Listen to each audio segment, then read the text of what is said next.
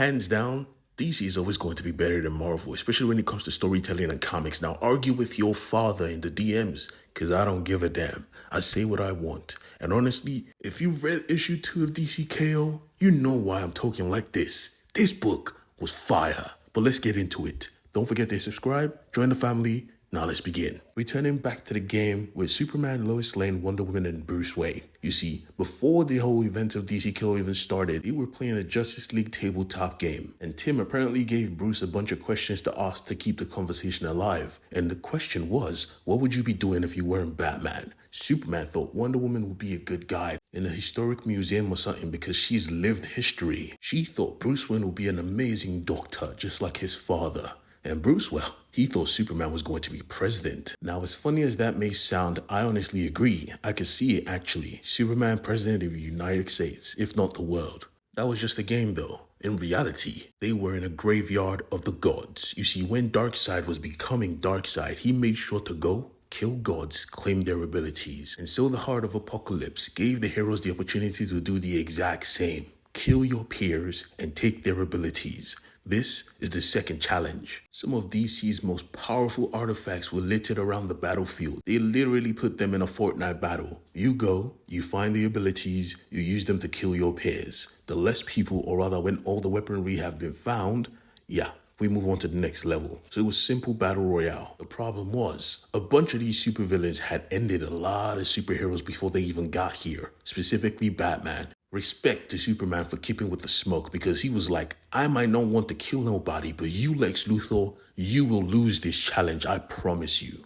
And honestly, not just Lex, because even while they were moving, he made sure to hinder every single supervillain he had the opportunity to hinder. He could see the whole battlefield. He knew where all the weaponry was. So his goal was to cause a distraction and at the same time beat down Lex Luthor. As soon as he grabbed him, he tossed him to a freaking skull. He didn't care. I mean, he had a battlesuit on. But it wasn't just him. Everyone was fighting everyone. Even Etrigan must have forgotten that he was on the hero's side because he started lashing out at Wonder Woman. She said, shut the fuck up. I don't like rhymes, idiot. She was about to begin her search until she saw someone calling to her like, there can only be one. It was Giganta. Come to find out, she wasn't even the biggest on the field because Joker found the Atom's belt and now he was taller than even her. She said, Joker, I'm on your side, idiot. He said, yeah, about that. He killed her on the spot. He crushed her. Worst of all, every other hero he just started to eat. Now, I've seen the Joker do a lot of heinous stuff, but this was crazy. He was eating heroes and villains. Well, if you think that's crazy, hold on. The battle was raging on. Plastic Man and Metamorpho found the God Killer sword. They were fighting for it. Now, both of them have powers that are similar, except Metamorpho can literally turn into acid, so that was his win technically. But the thing is, they were both distracted enough to realize that there was a flash on the field. He took the sword quickly. The goal of this whole challenge was being a kleptomaniac, and there is one guy who will find that very hard to do because he's too cocky and loud. Guy Gardner saw a ring that was supposed to give you the abilities of the Flash, and for some reason he was moving sluggish. Harley Quinn knocked his ass out. Now Harley Quinn was the Flash, and Superman was beating Lex down.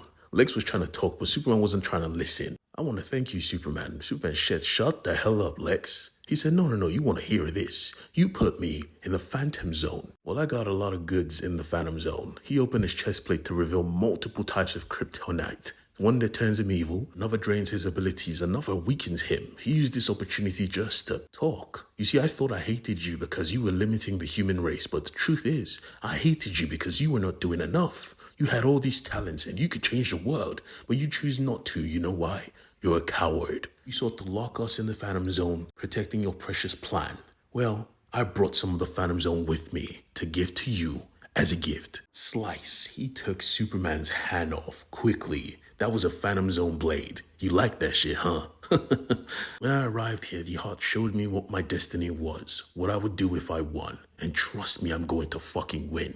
Here, kryptonite to the chest. Just because you're pathetic. Stay here and die. Stay here and watch me kill your friends. He just flew away. The battle was still raging on. Guy Gardner was losing every single weapon he found. He lost countless of them. Some others found weapons that matched perfectly with them, like Cyborg finding the mother box. The rest were fighting over the Soul Taker blade. It was Big Barter, Swamp Thing, and the amazing Etrican. That guy has been everywhere. Lobo as well was going crazy because he wasn't going for no shiny shit. He just wanted Venom. But someone wanted Venom as well. It was Starro. He said, "What the hell? Get off the main man's body, prick. Look at how good I look, fish. Damn, adore me." Starro wasn't doing shit because he must have forgotten Starros they split up and he covered the whole battlefield. Everyone got a Starro mask. Everyone was Starro now. Now there were no more teams, no more allies, just violence. Lots and lots of violence. Wonder Woman was about to enter the fray until Zatanna said, "Wonder Woman,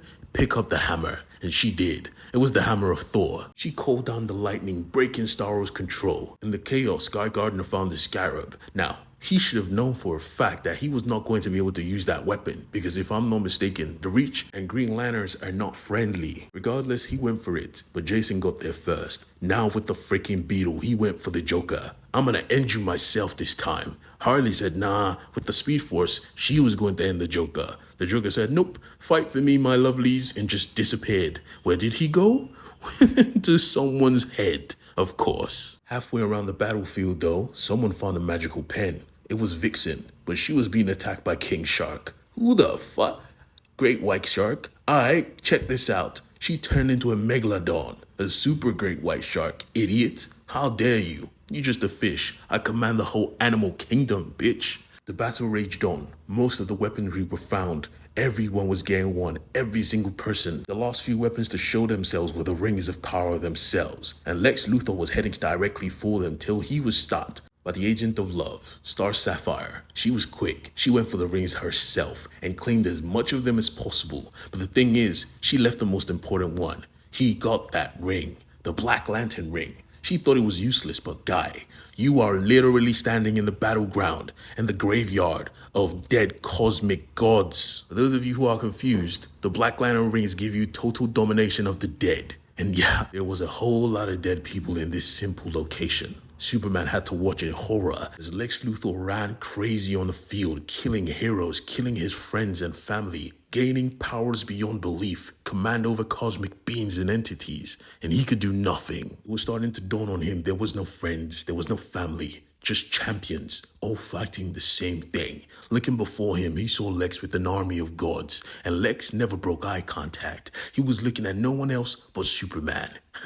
He was laughing. At that moment, well, something snapped in Superman. We see a brief flashback as to their conversation with him, Bruce, Diana, and his wife. Bruce wanted him to pick something else, something aside Superman, but Superman was always Superman. That's all he is. Bruce said, "Nah, the time will come when you will have to be different, alright? You need to do what needs to be done." Diana broke the awkwardness like, "Yeah, you need to relax, Bruce. It's never that deep." And so he relaxed. But now we see it is that deep. Lex Luthor was calling him out. "Pussy, step up, Superman. Without a hand, step up to what?" He had no powers, and he still had kryptonite in his chest. Superman made a choice before he got stomped on by other gods. Lex Luthor thought he won. He thought it was over until it wasn't. Because yes, there was one mystery power available on this battlefield that no one had found, and Superman had found it apparently. The Omega Sanction. Now he stood with a new hand, holding the abilities of Apokolips himself. He was now Darkseid. In this moment, I knew deep down he was going to end Lex, because Lex was still screaming, "I beat you! I beat you!" Screw all that. Lex Luthor, you were about to die. Sadly, Guy Gardner found the last freaking weapon, and the match ended. The only reason he was alive was because the rules said so. See you next round, Superman. If I was him, I wouldn't want that. The Omega Sanction is different. He wasn't a Kryptonian no more, if I'm understanding it correctly. He was now a killing machine,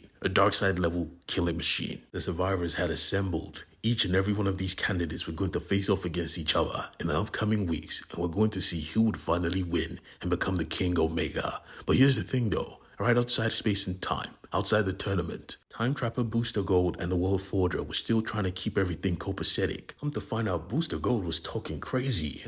Time Trapper, it seems your time with Superman has made you weak. This universe doesn't need another King Omega. It has me. Dark side. In blinding speed, faster than Booster Gold could ever do, he grabbed the time trapper's neck, and it's time for me to enter the arena. Welcome home. The next video is going to be crazy. Look forward to it. And please hit subscribe. Come on.